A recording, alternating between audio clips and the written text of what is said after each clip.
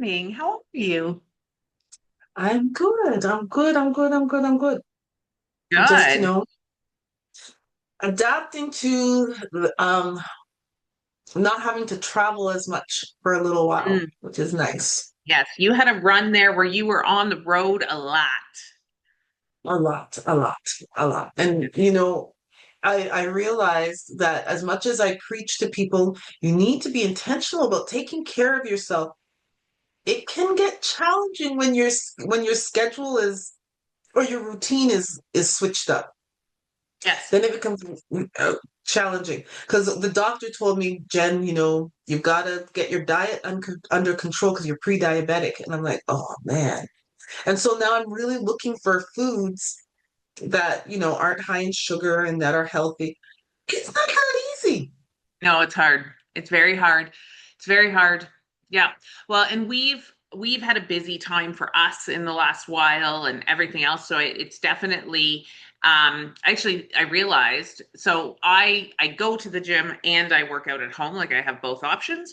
And I have not physically been to the gym in 2 weeks. I've worked out every day, but I've worked out at home. And it's because Mhm. the 20 extra minutes to go there and come back has just not fit into my schedule, and it's just been easier to work out at home. And that's like that because that's the level of sort of full we've been in the last little while, which is crazy. Segue into what we're talking about in Not that on purpose either, which is funny. We who are we? I'm Melissa Maloney. I'm Jen Matwawana, and we're the co-founders of AWL Partners and All Women Lead. Yes. So today we are talking about why everything that we were taught about performance is wrong. We're going to Yeah. tear down the system. Let's see let's see if we're able to rebuild it and if people actually listen. Yes, exactly, exactly. So, and maybe we can explain sort of where this comes from. So, this really comes from the belief that the playbook we've been taught is not the playbook that we need to have. The playbook we've been taught for how work works is not the playbook that we need to be using in 2026 and onwards. It's a very Mm. different playbook. It Um, worked before, worked. Yeah, it totally worked at one point in time, but not now. but not now. And so if we think about sort of the if we look at playbook, right? The playbook was born in a post-war era where traditionally one person in the household went to work, the other stayed home. Work was a world where you went into it and you left it, for the most part, and those you Mhm. went in and left for the most part 9 to 5. uh, um, that was typically what that looked like. And so and it was a very policy driven world. It was a world where we liked rules, we liked systems, we liked structure, and those and it was formed in a way that really served the person who was working. And it was a very, I'll say, hierarchical type of work world. That was work as it was defined and how it was designed, and it worked for a very long time. Yeah. It Mhm. worked for a long time, and then we transitioned into a world where now perhaps we had two people working in a household, not just one. Mhm. What did that mean? What did that do? Now we're dealing with daycare, and we're dealing with um, we were the world of I was the latchkey kid where we had kids that were left at home.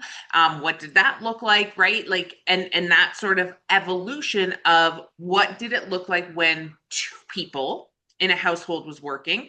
So there was perhaps some consideration around that, but the rest of it kind of stayed the same. Mhm. And then, work did what work did, and then we hit the pandemic.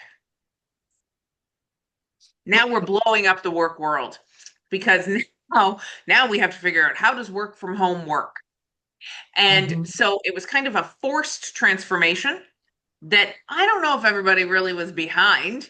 And it started to really, I'll say, highlight some of the challenges that had been built in the old system. It highlighted sort of the difference of what the impact was typically on more on one parent than on the other parent, the parent whose role allowed them to be more flexible perhaps than the other parent, or whose role was deemed less important than the other parent, was the one who stayed home with the kids during school from home, right? We also started to go, oh, maybe we can work from home, but that unveiled like a whole other bunch of challenges. Right now, well, I don't trust my team from working from home. How do I know they're doing what they're supposed to do? And all of those questions.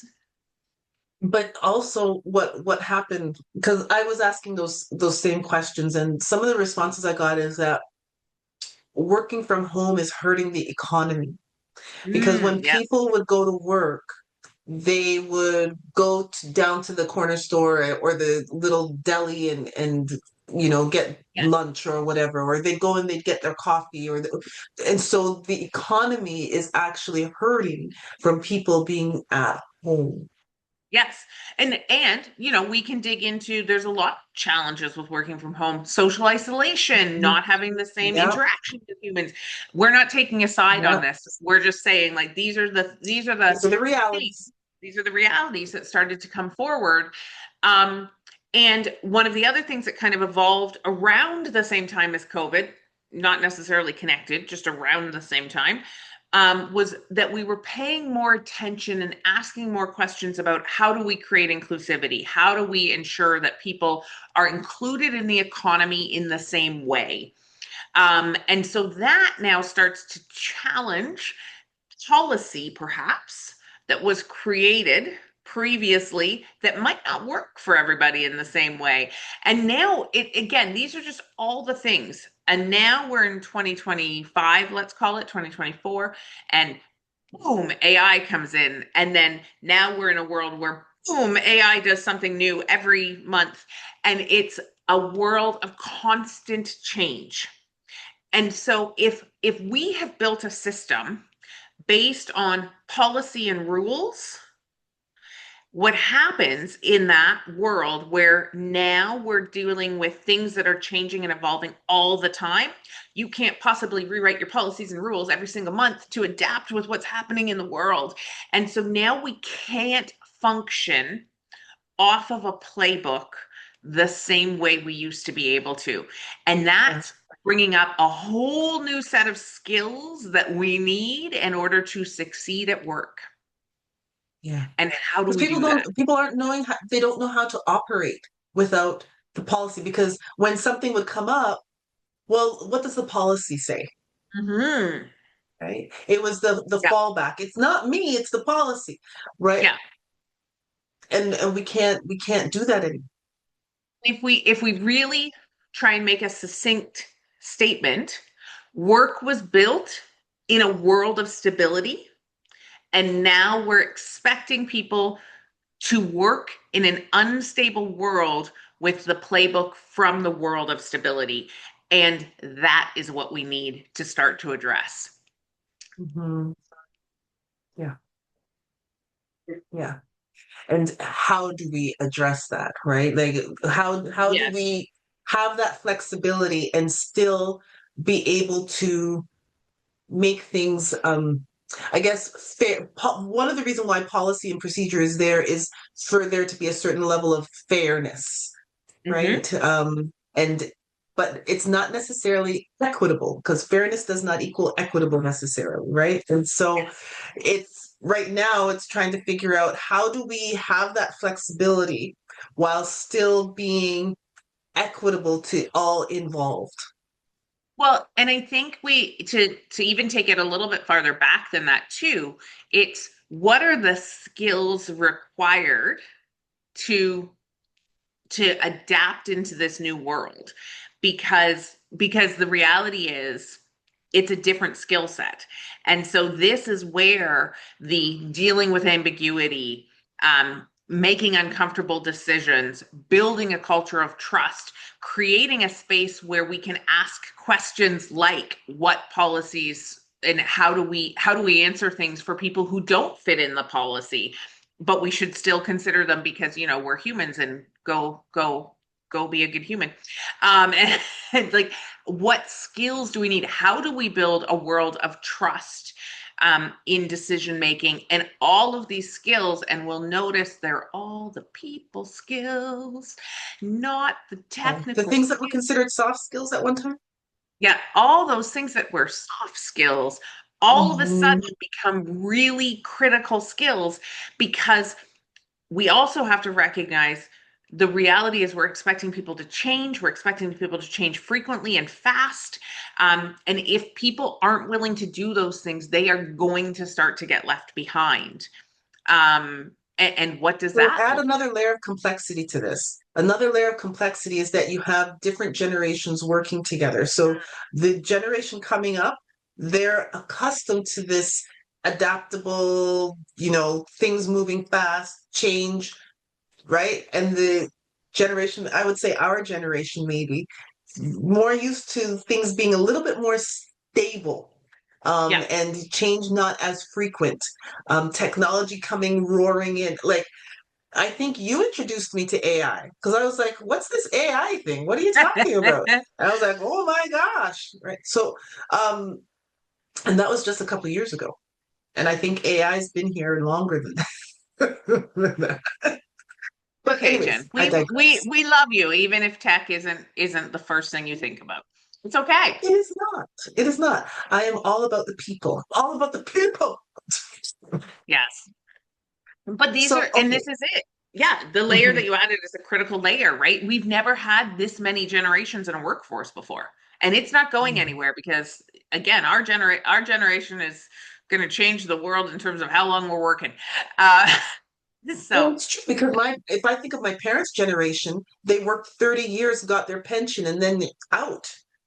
yeah, That's not the same for our generation or the generation that's coming up. the generation after us is in trouble. They're never retiring. Um, We'll try and fix it for you guys. We'll try and fix it for you. But that's exactly it, right? So now we've just got, and again, I think there's different expectations of work, right? Our parents' generation very much looked at work as it was an exchange of time for money. That's what it was. Straight up. If we talk to our parents about loving what you do, all of that, their response to us, like I picture like my in-laws, and their response would have been like, what? No, it's how do I buy a house, do what I need to do so I can retire? Like, Yeah. I don't have to love it. Like, Yeah. this is what we do.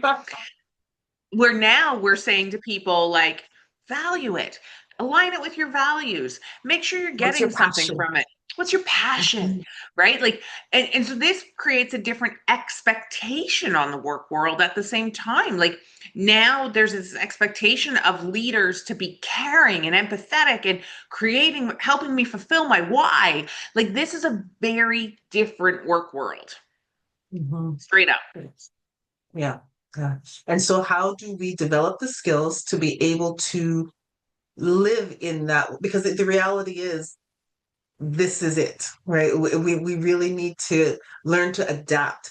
It's interesting. I have a in one of my speeches, actually in several of my speeches, I have this old Japanese proverb about adaptability, right? And Mm, the question is, what's the strongest tree in the forest? Most people say the spruce or the oak or whatever, and because it's strong, right? And it has its roots down deep. But the actual answer is the bamboo, and the reason is because it's bendable. So when the strong winds come, the strong oak will break, whereas the bamboo will bend and get back up, right? And as people, we need to learn to be adaptable because if we're rigid, we're not going to last. We're going to burn out. mm, We're going to have issues like mental health issues, physical health issues if we don't learn to adapt. yeah. So, adapt how do we learn to adapt in this world that is forever fast changing? And I think this comes to essentially the root of of what we talk about all the time, right? And it's the emotional intelligence, and we need to recognize that emotional intelligence is not performative. It's not a soft skill. It is a true skill that we can use to drive technical performance. It's that connection between the two. It is about building collective performance that allows people to shine in their own brilliance while driving the outcome and performance that a team needs to survive. And that is what emotional intelligence allows us to do.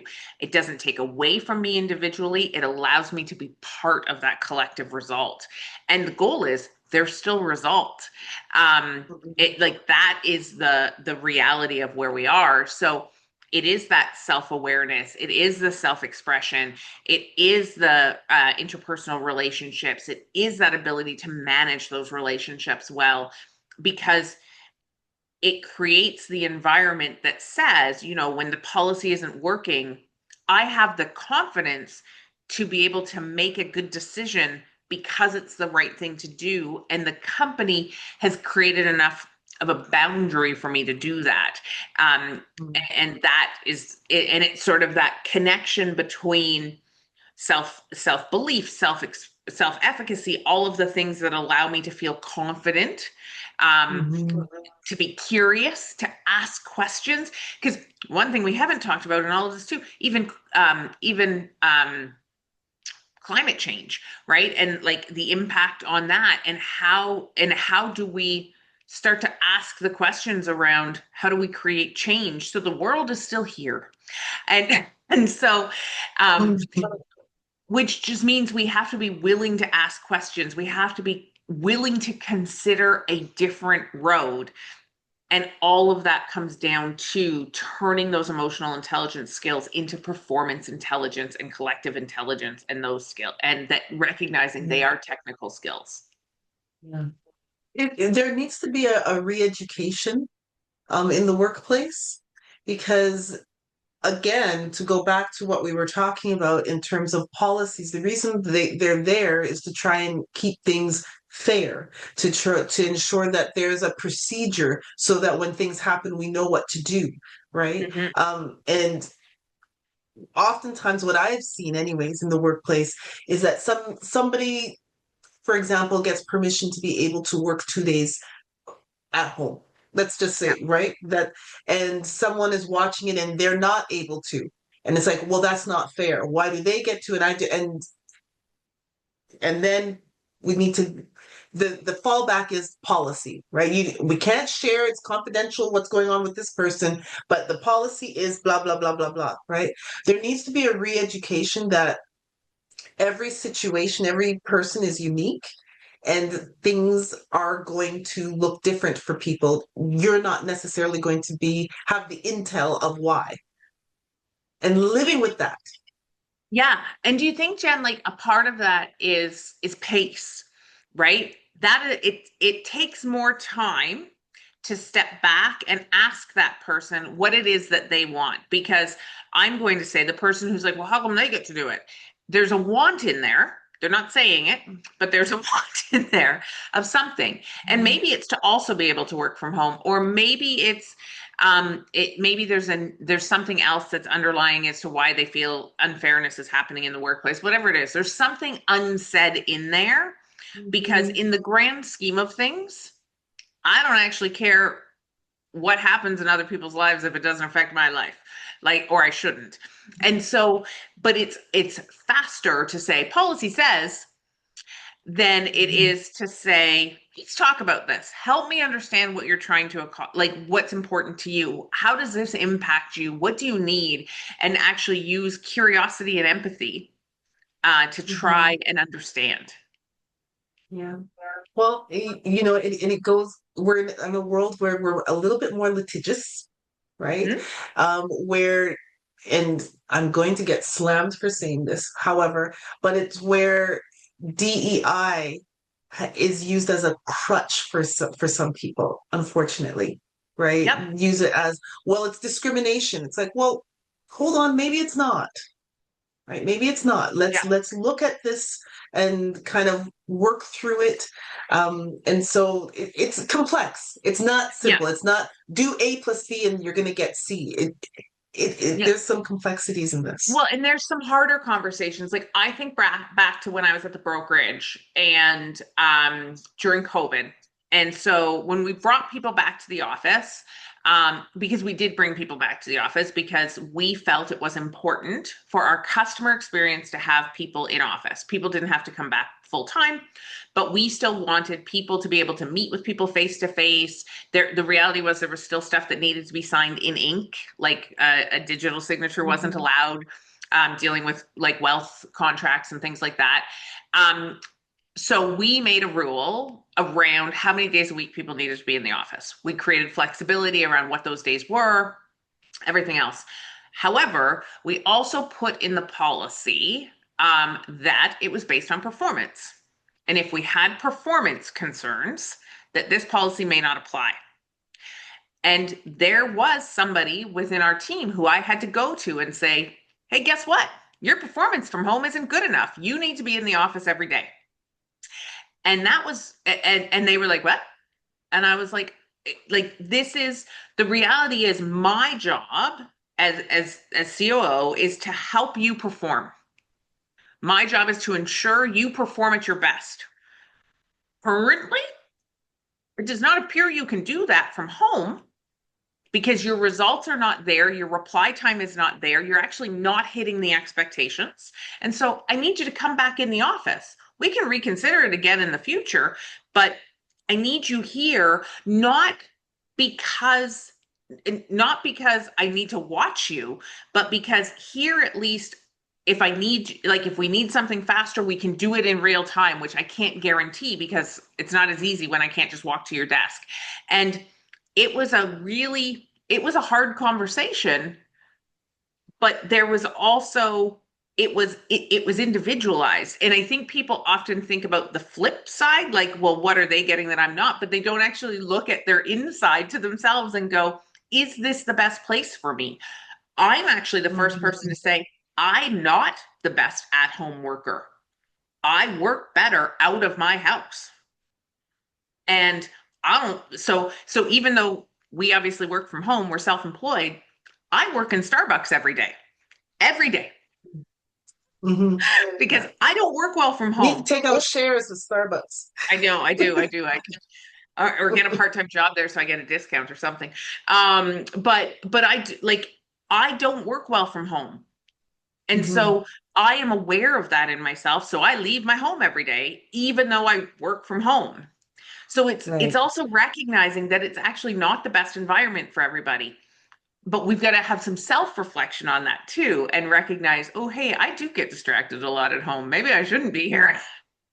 Yeah. And I feel like I've been saying this in all of our episodes lately. It comes down to self-awareness, that Yeah. foundational skill of self-awareness and looking at things as they are and not as we want them to be, Yes. right? Yeah. And that can be a challenge. Yeah. And so I think That that that's the root of the new playbook. The new playbook says the company can't be fully responsible for the rules because the rules aren't black and white the way they used to be. We actually have to take some responsibility for our own role in helping Mhm. build collective result and collective performance or in hindering it. And that does come with self awareness and it comes with doing work on ourselves and also recognizing if I have trust issues, that I might not be as open to, say, having a work from home culture. But does that mean we don't have a work from home culture? Or does it mean I need to reflect on my trust issues and figure out if there's a way, what do I need in order to feel more trust in people when I can't see what they do every day? Mhm. Yeah. Yeah. It's Yes. teaching those skills, teaching the ability to ask questions, but asking the right questions. Yeah. And and ultimately, how do we be good humans? How to be good humans. That's a good question. a good Yeah, question because it's subjective. Everyone feels what they feel and define things like respect, for example. Respect for me can be different than what respect is for you. And that's a yeah, whole other episode, Belle. exactly. Whole other episode. But I would say in like essentially it's recognizing one that these are all teachable skills. All of the emotional intelligence, sort of old school soft skills, they're all teachable. They're all very powerful right now. And so how do we create space in the workplace to teach this and Yeah. recognize the power of teaching this Mhm. as opposed to just the technical side of a role? Yeah. When we're talking about the future of work, right? Mm. Really and truly, we've got to have those honest conversations that it requires people skills. Yes. Really requires people skills and emotional intelligence and developing emotional intelligence. And we as a workforce, I think what leaders really need to think about when they're talking about their training budgets and stuff like that is how do I support my workforce in enhancing their emotional intelligence?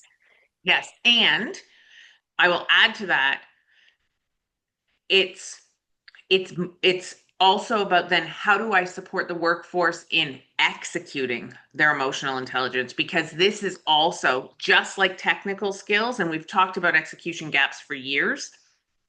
Execution is going to become critical. And so developing a culture of execution and how do we take the learning and the enhancement of these skills and turn them into executions and actions and things that deliver results, not just things that stay here, but things that actually drive performance within an organization. Yeah. And the reality is, and people are going to like to hear this, takes time. Yeah. It takes time to develop these skills and to ask the questions and not just refer to a policy takes time.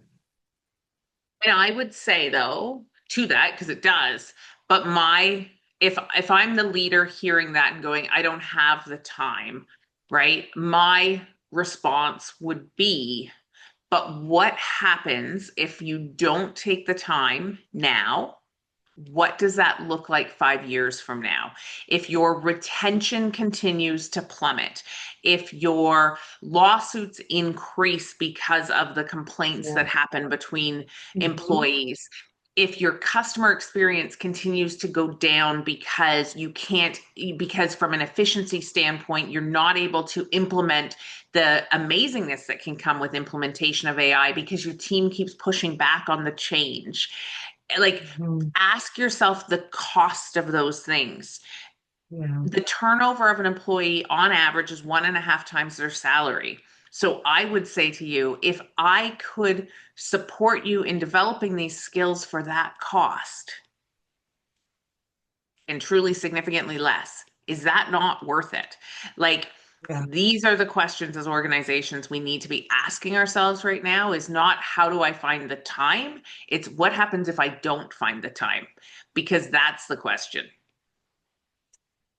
Very true. Very true. Because if we look the long term, the long goal, it's going to cost more. In fact, you might not have a business anymore. Yeah. That's the Well, and reality. that is, and again, when we talk about like work revolutions, right? Like this is the revolution of AI.